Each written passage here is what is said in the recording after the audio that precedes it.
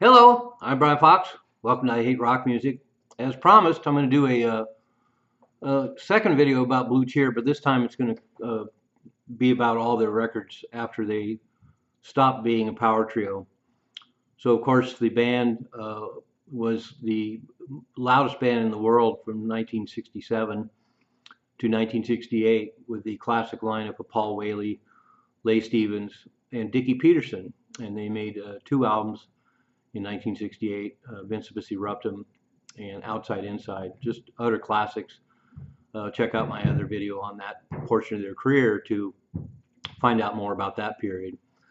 And then they took an about turn in 1969. At first, they tried to continue as a power trio with Randy Holden from the Sons of Adam and the other half, and that was aborted fairly quickly. And I did a complete video on Blue Cheer and Randy Holden, so I won't discuss that. So what I want to discuss is all the records they made after that.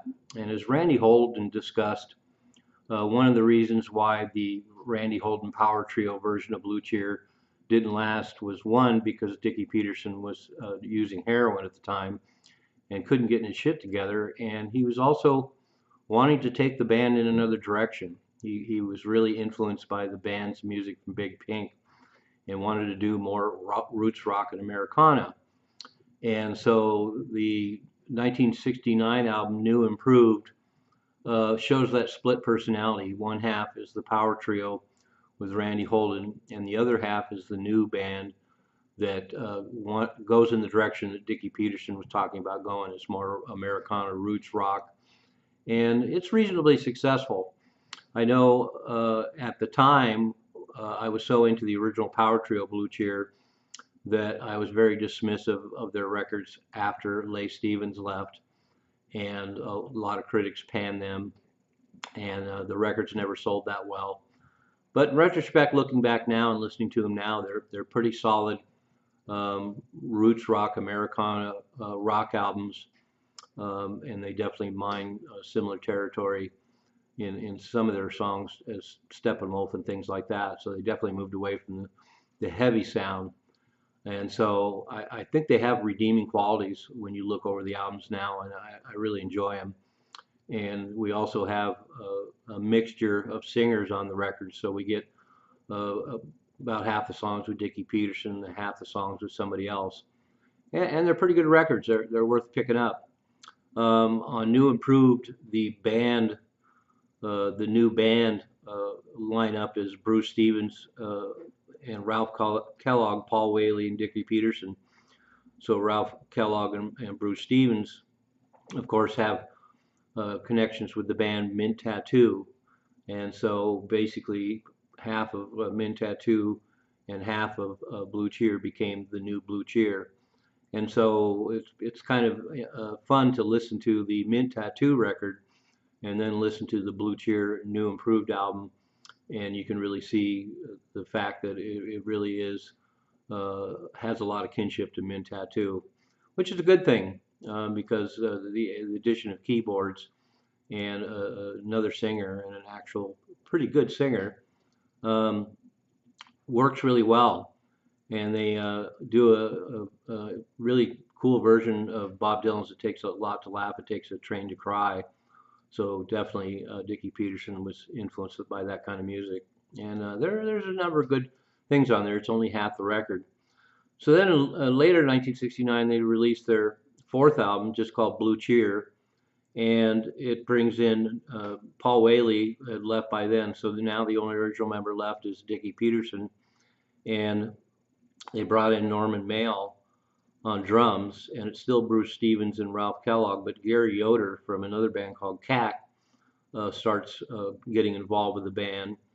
And there's a number of really pretty cool songs on the album. The single Fool is quite excellent, and then they do a great cover version of Hello LA Bye Bye Birmingham. And they also released a non-LP single. Both sides are not on any albums, of course. With CDs now, you have both the bonus tracks that are on that, and a song called All Night Long, backed by Fortunes. And so it's great to have that available now. It used to be a rare single, and it just gives a bigger picture of where they were headed. And so, of course, Blue Cheer doesn't have the split personality of new and improved. It's all roots rock, Americana, um, just straightforward American rock. And as I pointed out, in the time that's gone on all these years, they're pretty solid records. I really enjoy them a lot. I like hearing Dickie Peterson's vocals in this setting. I'll always miss the power trio, but pretty solid stuff. And then 1970, they released Blue Cheer #5, Original Human Being, which for you collectors out there, there's a UK version that has a completely different cover. I'm not sure why they did that. But the next lineup solidifies on that album, which is Dickie Peterson, Ralph Kellogg, the drummer Norman Mayle, and Gary Yoder is now a full-time member of the band, so the sound changes a little bit more, but it's still Americana roots rock, nice keyboard work, nice solid guitar playing. Gary Yoder's a great singer, so there's a lot of different colors on the record, and it succeeds pretty well. It starts off with a great song called "Good Times Are Hard to Find," and the single from the album Pilot is also excellent. Notable that all their singles from then on feature another vocalist besides Dickie Peterson. And then on Blue Cheer #5, there's the first example of Norman Mayle, the drummer, also played sitar and Indian percussion.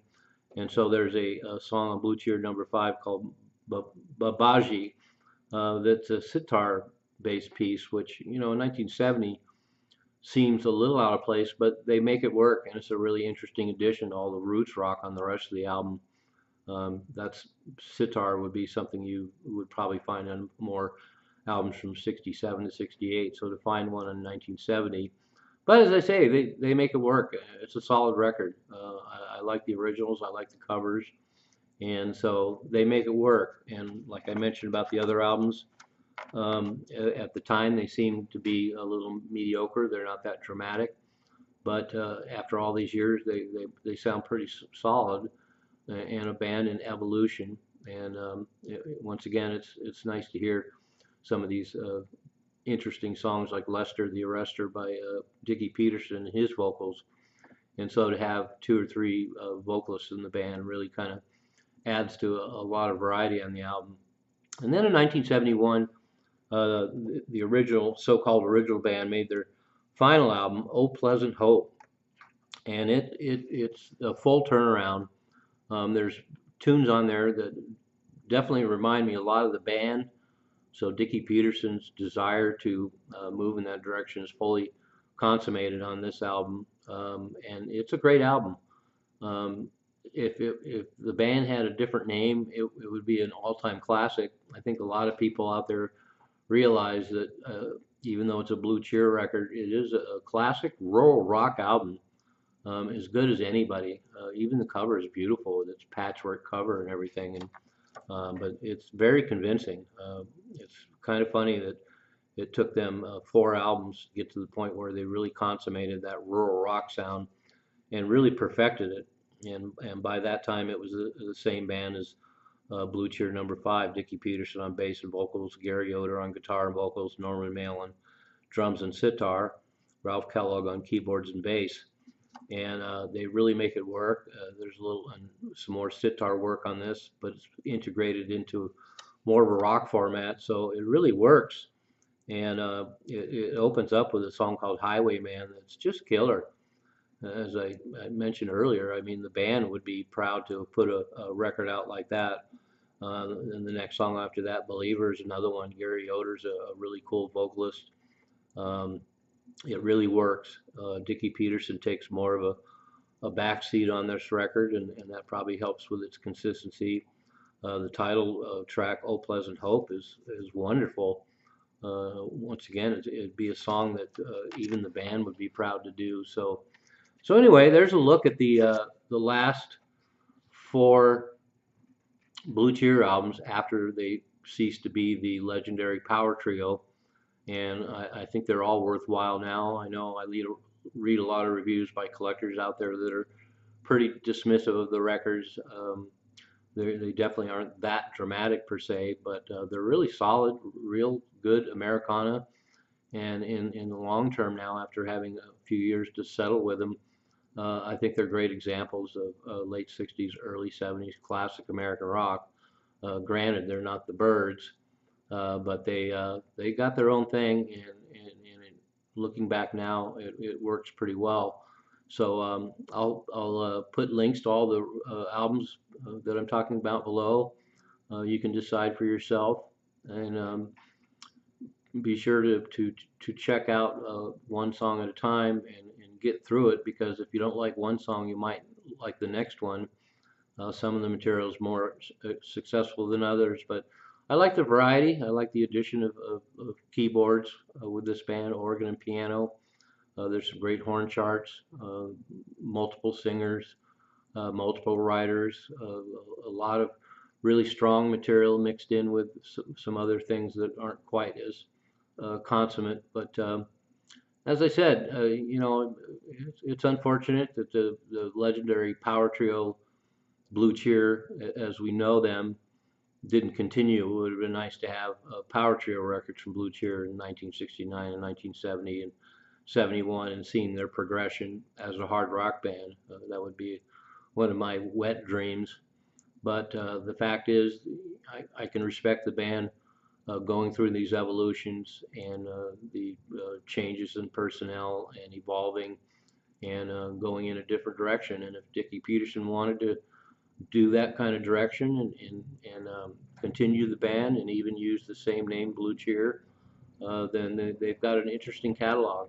There's a lot of other bands out there that existed for many, many albums and used the same name, and their sound evolved, and they became a completely different band from their first to the fifth record. And if they do it the right way, then we cut them a wide swath. And at this point in my life, I'm prepared to accept that with Blue Cheer as well. I think it's just tough because when you hear Blue Cheer, it's definitely directly and emotionally connected to Summertime Blues. Um, but that said, a great band with a great catalog, and even their lesser albums are worth listening to. Quality bunch of musicians, and cool songs and some great voices and some great playing and solid Americana rock. I'm Brad Fox. Thanks for watching I Hate Rock Music.